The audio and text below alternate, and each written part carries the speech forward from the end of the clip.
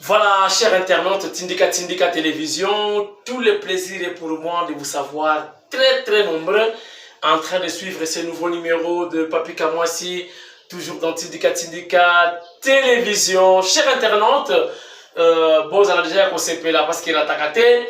Je suis un peu enrhumé, excusez-moi, mais cela n'empêche que tout ça la émission pour Nabino et Zalaranango. Donc voilà, bon, c'est là déjà. Émission yangoyo donc alors dans la nana manoni na kiumba yé donc ministre près le président bozomona donc pembeni donc tout près collé serré avec son excellence Fachi Beton Mfumu Wadi Tunga donc à représenter un peu mon konzamboka si le chef est empêché ils allaient rendre donc nana manoni na ministre près le président. Merci chers internautes, restez branchés. Toko sepela lelo ndenge zalaka relativement à son excellence Nana Manoni na Kiumba, elle est attendue au Congo central après qu'il quitte bazo zelaye ti na luozi balobi akita bayambaye maboko polele aya ko pesa sango ya cohésion na unité nationale parce que manque ya unité, manque ya cohésion bozomo na mboka ekomi Bouluyeke, manque d'amour. Botala Léo la Kinshasa, chauffeur, abomi, patron naïe, pour patron qui nous bon la banque. Tout bien parce qu'on n'a pas eu beaucoup de précisions. On ne sait pas si le chauffeur est son ami ou bien réellement le chauffeur est solo, ou bien le qui est. Bref, il était au volant, abomi, patron, parce qu'il y a bon la banque, abomi pour la quête, pour l'amour du pays.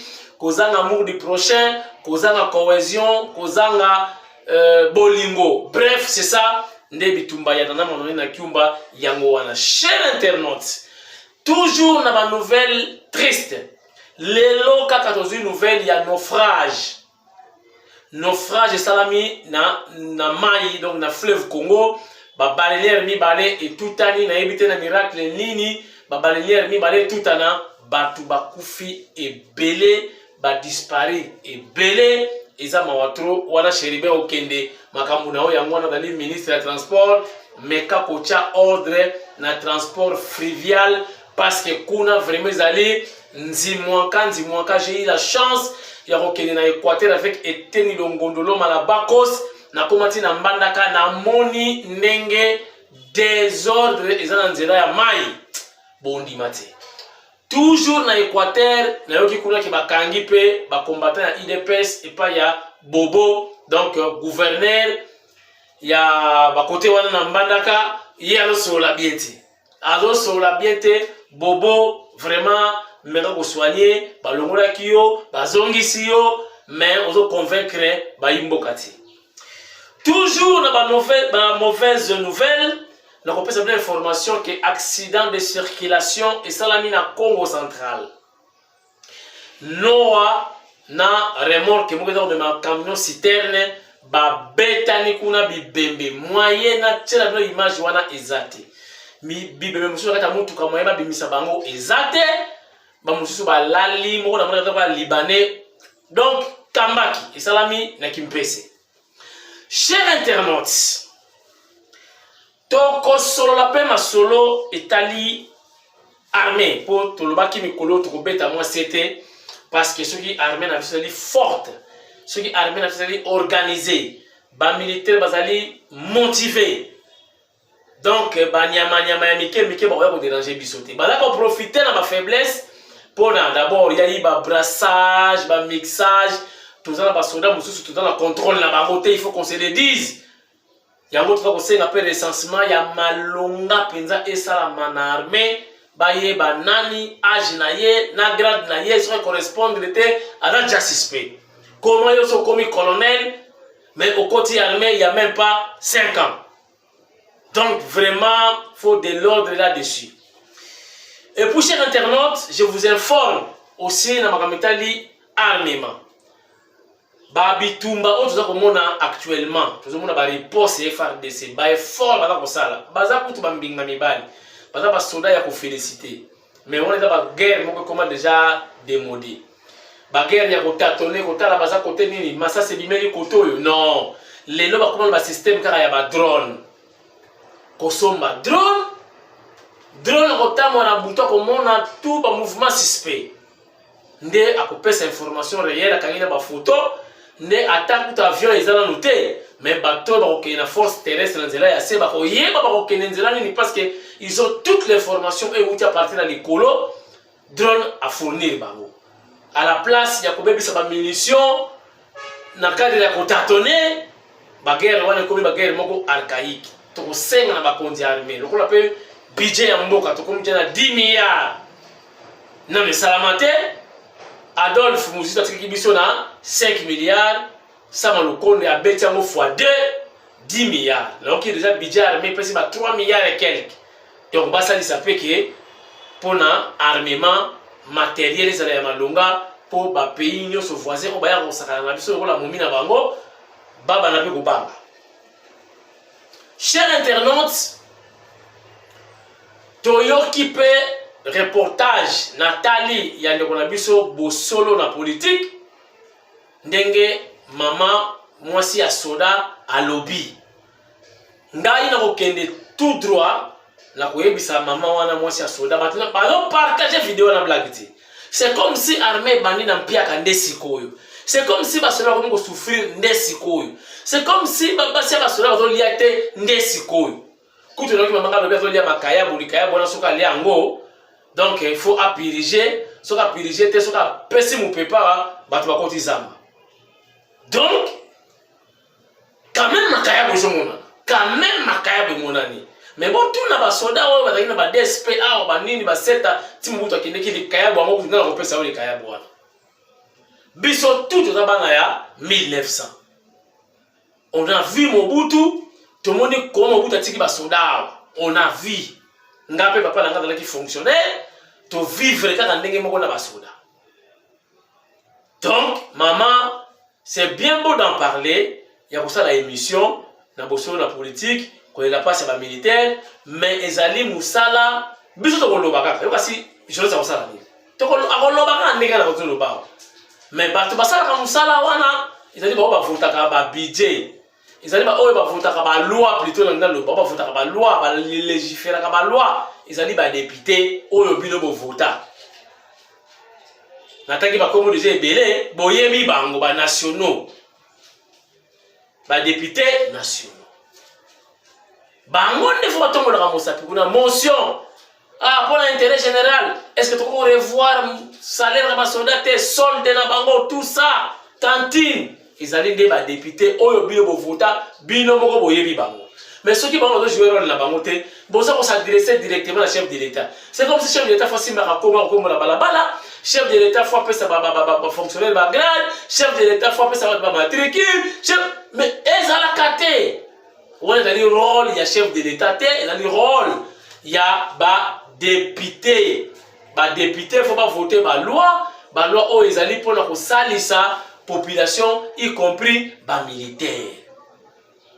Donc voilà maman, nayo qui passe nayo, mais naïbité hein. Bon, si on a sentir que déjà changement est quand même la mboka. Parce que n'a pas si basola on nous encourage ya koloba. À l'époque yo loba. Ba ko ba identifier moi si wana dali moi si ya nani na yo na mobile na. D'abord au local de mobile n'a pas problème. Na époque ya Kabila hawa. Yo ça ba déclaration wana mais au local mobile n'a pas problème quand même na époque à Fachi on me dit qu'on a même courage ya koloba c'est déjà un changement ce n'est pas de la blague mais maman boza na moi patience moké ngana ko beta c'était na ba député boza na so na ba soda boza na ni boké na parlement OK ko chama kelele boye bisa ba député ba voter ba loi. Oh, ils ont un avantage, il y a des militaires. Voilà. Donc, c'est un peu ça. Baye, pour revoir le budget 2022, et voter en moi. Donc, avec 10 milliards, je crois qu'il y aura un changement côté pays, il y a armée. Député provincial, moi, le missile projet, pour le retour, métro, la ville de Kinshasa, na webisaya tika na makamona atu na jamare kasamba a webisaya. Donc métro pour l'instant il faut que les molo projet métro moi sima. Donc faut pas assainir nan. Bara écoute ya kala ba tonga ba parler tout ça mobulu nan. Donc en tout cas, cher honorable, aussi soir dans nos projets na yoana ya ba métro, donc to la musananu, hein, ba train urbain et puis to la oyoya peut-être sima. Sango esi yeye sango ya loso. Na uti ko benga na matadi ba confirmer ngai que inonda na ko tanga na ba tonnes awa na moni ba 966 104 tonnes ya loso et outil Japon.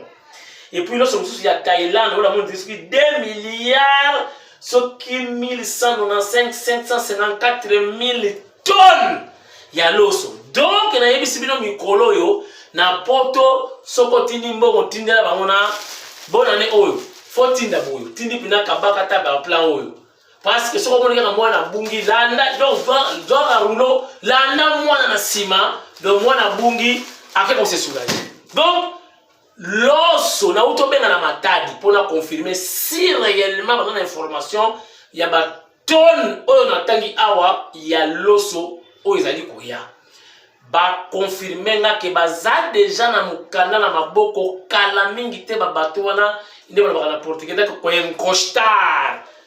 Donc ils ont koma na port ya matadi pour na inondation ya loso. Donc mikolo ko sa l'économie mingi te faut ko la moins cher et koyinda na Kinshasa bo sombe la bana. Donc bo sombe la bana ba papeterie ya kasumbalesa po yango nde ko sala musala nango sikoyo totikali na kote ya ba vivre frais bareke ba sosoliso bato baza nango besoin pona ba fête kaka tepe il faut continuer parce que o na poste o azali mutu ya train o azali o ko incarner mboka mwana ya mboka Fachi Beto Fumu Waditunga.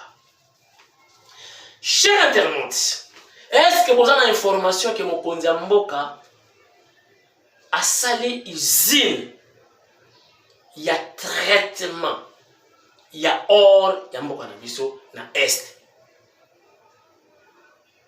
Bato to soli na bango leo li solo wana ba comme déjà presse présidentielle et ça la kala côté na bish mama. Ce qui va ça la côté ndenge yo moni bon biso biso la presse présidentielle kakati car moi c'est présidentiel car moi c'est Chilombo presse présidentielle batana ba réalité na bango mususu o peut-être on comprendre exact et ça la ko zui caméra yo moko ke ko filmer na STT batana ba kondi na bango batana ba ndenge ba travaillaka ngala ko condamner ba monte mais botala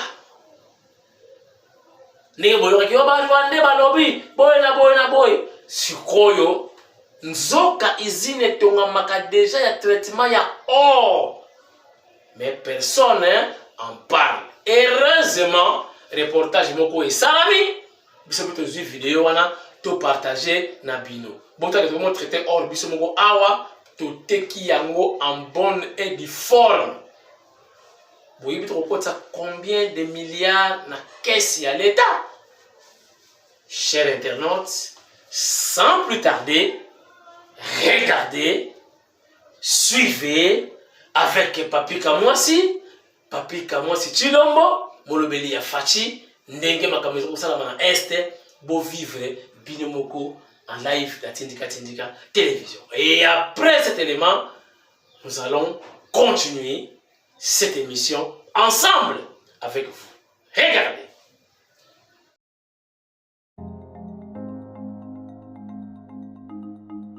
Mercredi 17 novembre 2021, le directeur provincial du CEC Sud Kivu, le coordonnateur provincial de la Commission nationale de lutte contre la fraude minière, CNLFM,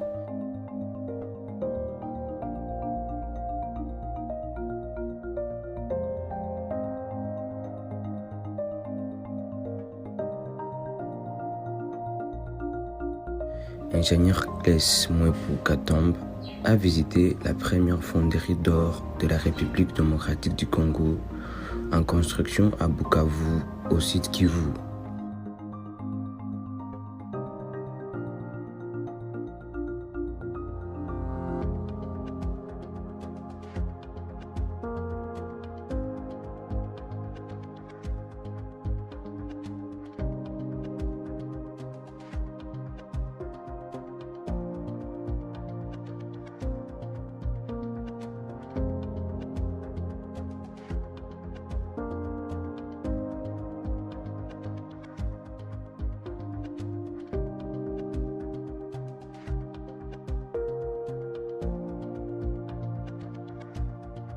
Suivant les guides du chantier, les travaux sont déjà exécutés à 88% et que d'ici la fin du mois de décembre 2021, tous les travaux vont finir et on va procéder à la pose de matériel de la fonderie, lesquels matériels sont entreposés déjà à Bukavu.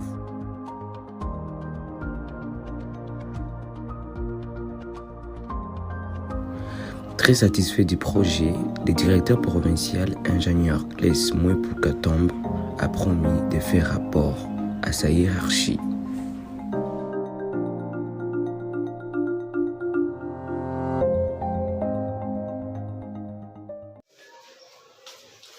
Voilà, nous sommes de retour sur ce plateau. Bolandi Kitoko, je crois, Bomoni Binomoko, image et lobby, chers internautes. Naïbité, Fachi, Azana ba style naïga pour travailler, mais nous allons dispo, nous autres, nous allons dispo partout au côté d'Angaï Nakei. Information comme la Kingate, moi qui nous filmer ici nous exact. Mais nous avons ici, ils aussi déjà en décembre. De décembre, oui. Et quand on a déjà dispo, déjà bah traitement, il y a or et bandit. Donc, bah, traiter or, bah, sokoli, bah, bongisi yango, bah, peser, bah, pesi valeur, to teki yango, to kotisi, bah, dollar, maman, da, ko lela wana, oh, mobile, da, bah, soda, bah, solution, yango.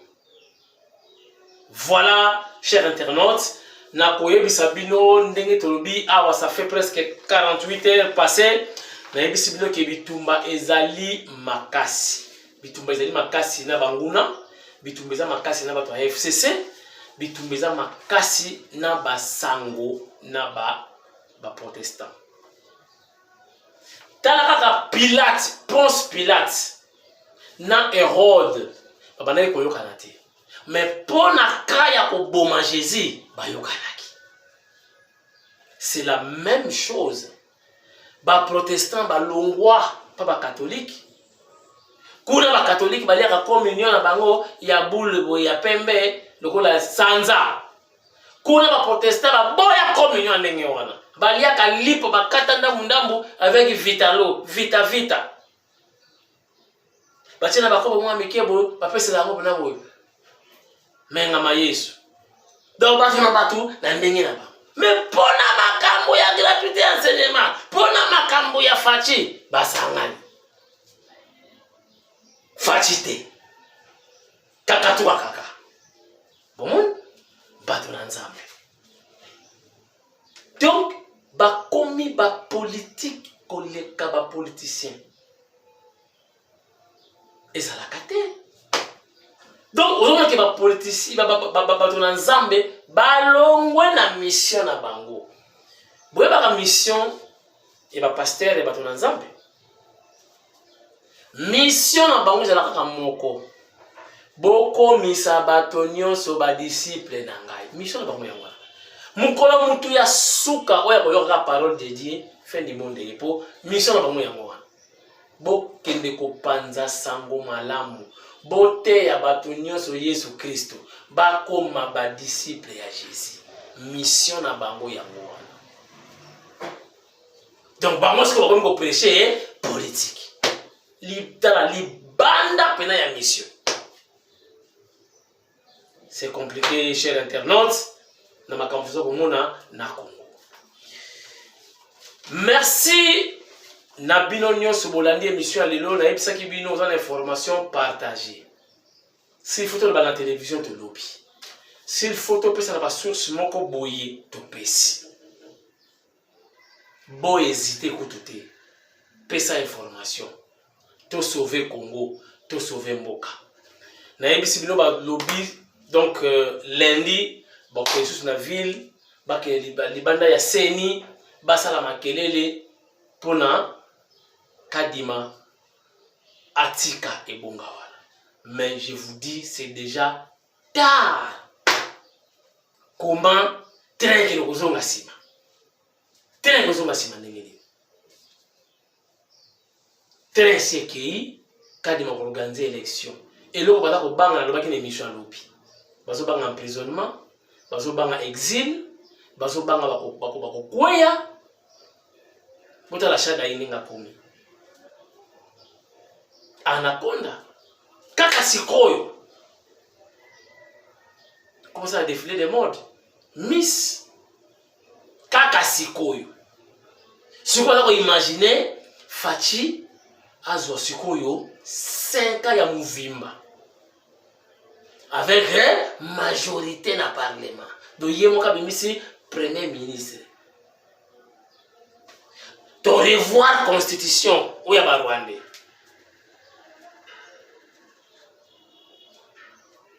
ekozala donc nkwedo solo ya meno donc grincement des dents nkwedo solo ya meno izana kimanyanga de ceux qui m'ont demandé à la bien quoi de solo ya meno donc mpasi bazotala déjà le babi papa faut te multiplier ba action to bimaka na terrain mais terrain la rue ils ont ba kolona ngo faut bomesa na la rue lelo bolobi po ba pa chakala lelo bochela lelo bochela là aussi la tête mais il y a des pêches qui là arti karaboué communiquer karabou paf na chombo ba track boka bina butu tongo itani qui ça paralysé c'est la démocratie le cas comme l'opposition merci total ba musikoyo ba kosuka wapi ba okende ti wapi Mpumbu Angèle Mpumbu honorable, il y a solo véritable, il y a corruption. Il faut voter partout. Attends, dans le district, il va voter. Est-ce que ça va, non? Il y a le Kunga, il va voter au Tinamouamba. Tara, elle est sociale. Elle est partout. Aimable. Donc voilà. Moi, il y a maman Rose Mpumbu. Honorable Nabiso, oyo bana ya Congo, ba votaki déjà. O etikali, ils ont kaka donc ils ont un accomplissement. Et ça le cas déjà. Merci na Christine Pinda, merci na Bilotou, votre émission lelo. Tokutani Simon Fouka, voilà Simon Fouka, Simon Ngai Nabino Lobby. Et qu'on a tête. Lobby Saba lutti. Samedi, Saba. Ou alors tu es la tête. Bon, à la brancher, bah information à Sika, bah Kamutu à Sika. Et après, samedi, dimanche, idem. Lundi, il va y ensemble. Merci beaucoup. Botika la bien. Tous allons ensemble. Tous ensemble là pour na Congo. Tous ensemble là pour na Fachi. Tous ensemble là pour na Kamwasi. Et tous ensemble là pour na Maman Marthe Kasalo. Ngai na yebi. Et kusimba kaka. Pour ba bundi saka n'importe qui te. Na yebi si no vérité. Ba bundi saka n'importe qui te. Ce que ba bundi sa mutu. Mutu na nia. Hein, dans Nourou, voilà. On va porter bien à Nourou. Ba musulman. Donc c'est que dans Nourou, dans étoile. Fachi dans étoile. Ba vidéo, bon on est bandi la guerre médiatique. Donc guerre médiatique est bandi. Tous allez, tous riposter.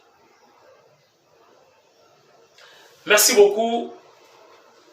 Et bon week-end à tout le monde. Tokutani. Bye.